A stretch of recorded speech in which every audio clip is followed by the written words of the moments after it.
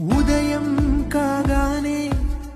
తాజాగా పుడుతూ ఉంటా, కాలం ఇప్పుడే నను కనగా అనగనగా అంటూనే ఉంటా, ఎప్పుడు